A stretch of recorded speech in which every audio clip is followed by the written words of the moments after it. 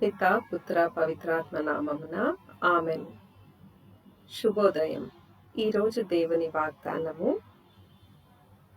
నేను జీవమునిచ్చుటకు దానిని సమృద్ధిగా ఇచ్చుటకు వచ్చి ఉన్నాను. యోహాను 10వ అధ్యాయం 10వ వచనం. క్రీస్తు ప్రభునందు మన విశ్వాసాన్ని ప్రకటిద్దాం. యేసువా, మీ మరణమును ప్రకటించదము, మీ ఉత్థానమును చాటుదము, మీరు మరలా వచ్చు వరకు వేచియుందుము. త్రిత్వైక సర్వేశ్వరుడు మనకు చేసిన సకల మేలులకు వారికి వందనములు అర్పిద్దాం. తండ్రి దేవా, మీకే స్తుతిగన మహిమ. యేసుదేవా, మీకే స్తుతిగన మహిమ. ఆత్మదేవా, మీకే స్తుతిగన మహిమ. త్రియేక దేవా, మీకే స్తుతిగన మహిమ. ఈరోజు దేవుని వాక్యాన్ని చదువుకుందాం. మత్తయి సువార్త 5వ అధ్యాయం వచనములు 13 నుండి 19 వరకు. మీరు భూమికి ఉప్పు వలెనున్నారు. ఉప్పు తన ఉప్పదనమును కోల్పోయిన ఎడల దానిని తిరిగి పొందలేదు. కాబట్టి ఉప్పు బయట పారవేయబడి ప్రజలచే తొక్కబడుటకే గాని మరెందుకునూ పనికిరాదు. మీరు లోకమునకు వెలుగై ఉన్నారు. కొండపై కట్టబడిన పట్టణము మరుగై ఉండజాలదు. ఇంటనున్న వారికి అందరికీ వెలుగునిచ్చుటకై దీపమును వెలిగించి దీపస్తంభం పైననే ఉంచెదరు. కానీ కుంచము కింద కాని మంచము కింద కాని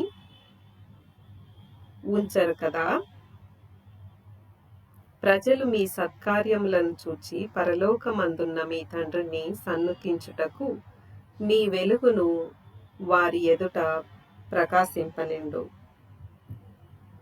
నేను ధర్మశాస్త్రమును ప్రవక్తల ప్రబోధమును రద్దు చేయుటకు వచ్చితినని తలంచవలదు. నేను వచ్చినది వానిని సంపూర్ణమొనర్చుటకే కాని రద్దు చేయుటకు కాదు. పరలోక భూలోకములు గతించినను ధర్మశాస్త్రములోని ఒక అల్పాక్షరమైనను ఒక పొల్లు అయినను వ్యర్థంగాక అంతయు నెరవేర్నని నొక్కి వక్కాణించుచున్నాను. కాబట్టి ఎవరైనా ఈ ఆజ్ఞలలో ఏ అత్యల్పమైన దానినైనను భంగపరిచి అట్లు జనులకు బోధించినచో అట్టివారు పరలోక రాజ్యమున అత్యల్పుడుగా పరిగణింపబడును. ఎవడు ఆ ధర్మశాస్త్రమును ఆచరించి అట్లు జనులకు బోధించునో అట్టివాడు పరలోక రాజ్యమున అత్యధికునిగా పరిగణింపబడును. ఇది క్రీస్తు సువిశేషము. క్రీస్తువా, మీకు స్తుతి కలుగునుగాక. ఈరోజు సువిశేష పట్టణాన్ని ధ్యానిద్దాం.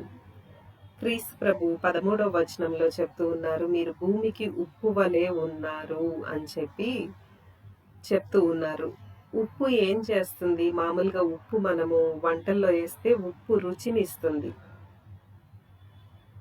అంతేకాకుండా ఉప్పు శుద్ధీకరణకు కూడా వాడతాం.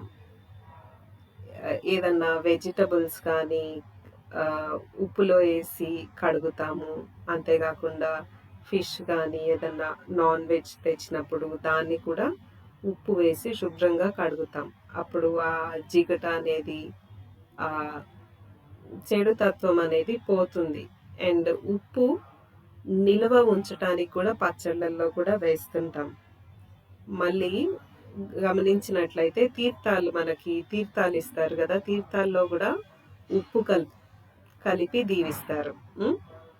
ఆ తీర్థాలు చల్లినప్పుడు ఏమవుతుంది? దుష్టత్వము వెడలిపోతుంది అని చెప్పి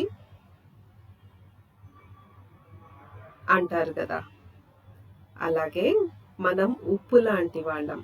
మనము దేవునిని సంపూర్ణంగా విశ్వసిస్తే మనము ఉప్పులాగా పరిశుద్ధంగా ఉంటామన్నమాట. పవిత్రాత్మకు ఒక గుర్తు అని కూడా చెప్పొచ్చు. ఉప్పు పరిశుద్ధతకు ఒక గుర్తు. మనము ఉపదనం కలిగి ఉంటే అంటే ఆ పవిత్రాత్మ శక్తి కలిగి ఉన్నట్లు అని చెప్పి ఇక్కడ అర్థమవుతోంది అన్నమాట. అంతేకాకుండా మీరు లోకానికి వెలుగై ఉన్నారు అని చెప్పి క్రీస్తు ప్రభు చెప్తూ ఉన్నారు. ఎవరు వెలుగై ఉన్నారు? క్రీస్తు ప్రభుని విశ్వసించే వారందరూ వెలుగై ఉన్నారు. క్రీస్తు ప్రభువే తనంతట తనే చెప్పారు, నేను లోకానికి వెలుగై ఉన్నాను అని. ఆయనే వెలుగు. ఆయనను విశ్వసించే మనమందరం కూడా వెలుగు కలిగి ఉంటాము. వెలుగు కలిగి ఉన్నప్పుడు వెలుగు చీకటిని తొలగిస్తుంది. అంటే చీకటి అనగా దుష్టత్వము, లేదంటే పాపము, అదంతా. సో అది తొలగిస్తుంది అనమాట. ఇక్కడ ఉప్పు కూడా సిమిలర్, కొంచెం అటువంటిదే. ఉప్పు వెలుగు దగ్గర దగ్గరగా ఉంటాయి. ఇవి దేనికి సాదృశ్యము? ఉప్పు గాని వెలుగు గాని కలిగి ఉన్నాము అంటే క్రిస్టియన్గా అర్థం ఏంటంటే పవిత్రాత్మ శక్తిని మనము కలిగి ఉన్నాము అని చెప్పి అర్థము.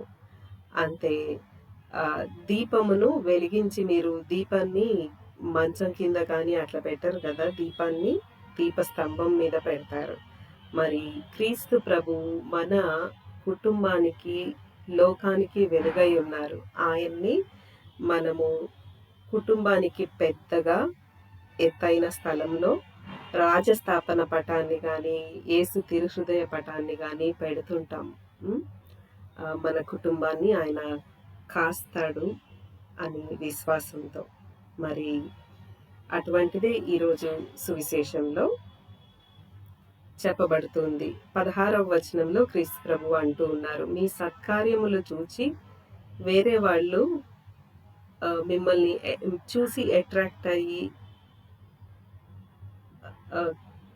ఒక క్రిస్టియన్ అయితే బాగుండు అనే తత్వం వాళ్ళలో రావాలి అని చెప్పి ఈ 16వ వచనంలో క్లియర్గా చెప్తుంది. అందుకనే మనం చేసే ప్రతి ఒక్క పని ప్రభువునకు మహిమకరంగా ఉండాలి. అంతేకాకుండా క్రీస్తు ప్రభు చెప్తున్నారు, ధర్మశాస్త్రంలో మనకి 10 ఆజ్ఞలు ఇవ్వబడినాయి. ఆ 10 ఆజ్ఞలు రద్దు చేయుటకు నేను రాలేదు, అవి సంపూర్ణమనొచ్చుటకే వచ్చాను. కానీ ఆ 10 ఆజ్ఞలు 2 ఆజ్ఞలలో ఇమిడి ఉన్నవి కదా క్రీస్తు ప్రభు చెప్పింది. సో ప్రభుని పూర్తి మనస్సుతో, పూర్ణ ఆత్మతో, పూర్ణ శక్తితో ఆరాధించాలి, ప్రేమించాలి. అంతేకాకుండా ఇతరులను, పొరుగువారిని ప్రేమించాలి. సో ఆ 2 ఆజ్ఞలు పాటిస్తే ధర్మశాస్త్రం మనం నెరవేర్చినట్లు అవుతామన్నమాట. సో అవి పాటించినప్పుడు పరలోక రాజ్యంలో మనం అత్యున్నత స్థానంలో ఉంటాము అని చెప్పి ఈ సువిశేషం చెప్పబడుతుంది. అంతే కదా. మరి ప్రార్థించుదాము. ఓ క్రీస్తు ప్రభువా,